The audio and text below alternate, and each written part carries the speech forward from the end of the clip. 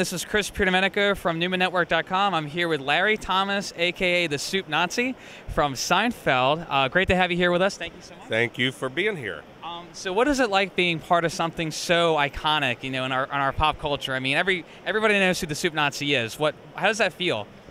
It's a little weird, frankly, really seriously, because like he's not really me and I'm not really him, but I get to claim to be him, which makes me a little bit hip, like especially I have a 17-year-old son, and anything you can do to be hip with a 17-year-old kid, So sometimes he'll come home and he'll go like, "Dad, my gym teacher wants one of your autographed pictures. He's such a dork, But it buys me a little bit of hipness, A little bit of clout, What's your favorite memory working on Seinfeld with the cast and everything?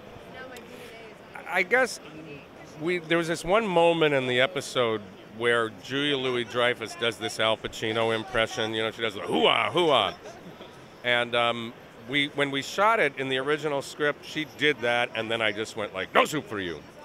And Larry David, after the audience left, late at night, wanted to change it, and he wanted to add me saying, very good, you know what? And then she goes, "What?" And then I say, "No soup for you." But he didn't tell her that that's what I was going to do. So it was about 1 o'clock in the morning. She comes back from her dressing room, and he goes, "Yeah, we're gonna take this moment over again. We're going to redo this." And so she does her Pacino thing, and I went, very good, you know what? And she just looks at me like, "What?" Because she didn't know that I was going to do that. And then I went, "No soup for you." And she dropped to the floor on that side of the soup counter, and she's just like lying on the ground, belly laughing, and I'm going like, "Cool." And then she finally gets up and she grabs my hand and she goes, "You are so funny." And that felt so good. Yeah, you make someone that big laugh. I mean, I'm sure. Do you still keep in touch with any of the cast, or?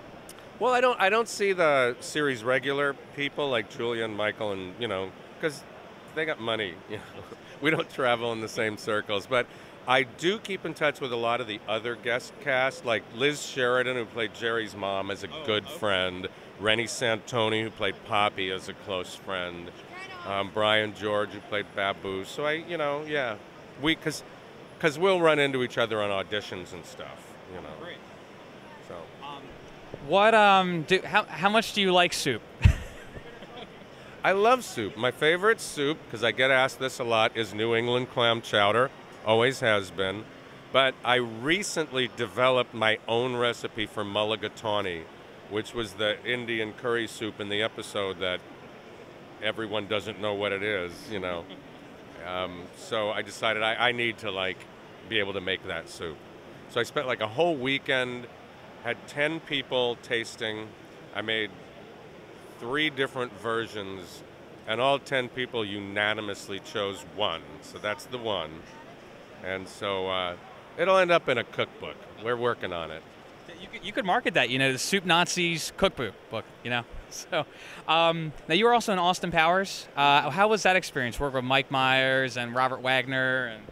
It was really funny because, first of all, to backtrack, if Robert Wagner had not said yes to the part of number 2, that would have been me. Oh.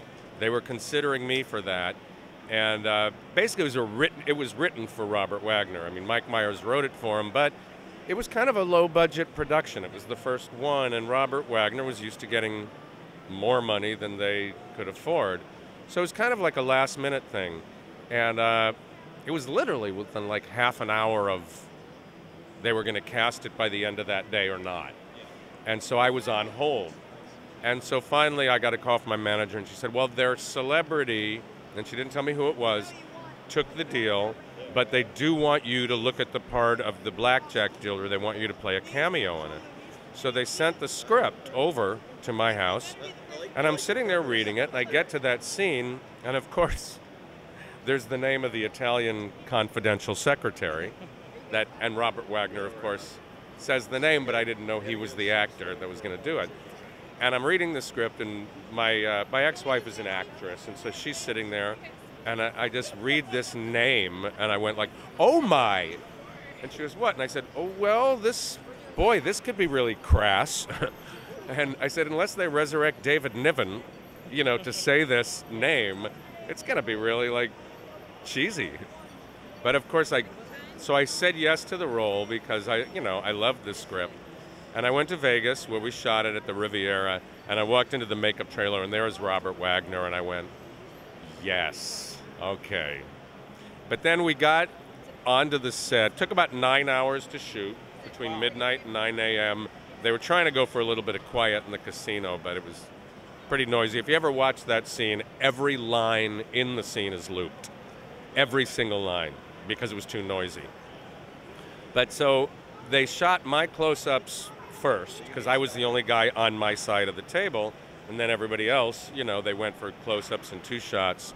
So once they finished with me and then went over my shoulder for like the rest of the night, Mike Myers tried to make me laugh every time. I couldn't look at him because like he's over there and I'm like Robert Wagner's getting his close-up, and if I went and looked at Mike Myers, he would go like, and he would like flash those teeth at me and the wig, and it was just like, stop doing that, man. I don't want to be laughing while Robert Wagner's getting his close-up, you know.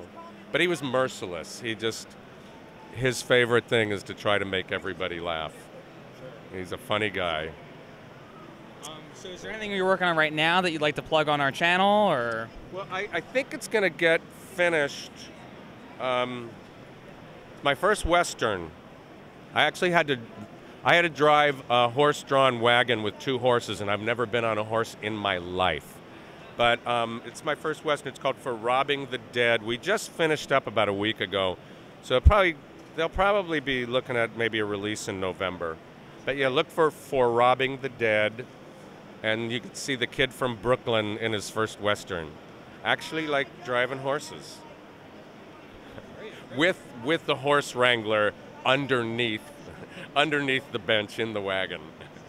Magic of movies. Yeah. Down there. I mean, I did it. I literally was the one driving them, but in case like they started to gallop and I was going like, help, he was under there ready to like jump up and save my life. I'm sure that was very comforting. So, yeah. Always good. Well, Larry, thank you so much for being on our show. Really appreciate it, and best of luck. We look forward to your work.